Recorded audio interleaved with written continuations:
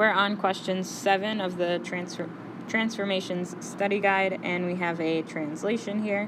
I'm going to plot the original points, D61, and then E80, F5, negative 6, and G3, negative 5.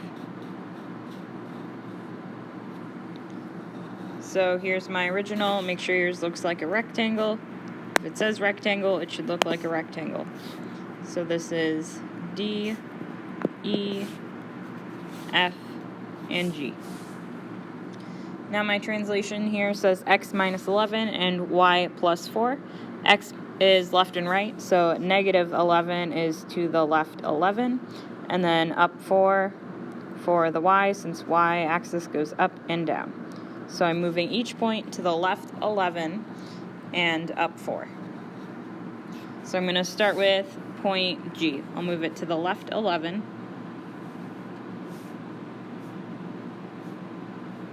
And then up 4.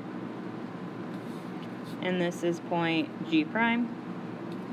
I'm going to do the same for every point. So if I take point F and move it left 11 and up 4,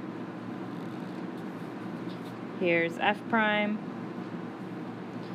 and then D prime, I'm going left 11,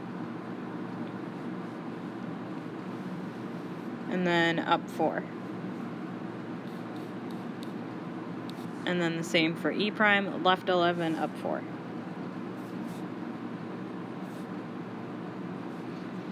And then here's my rectangle translated. So remember, X is left or right, and Y is up and down.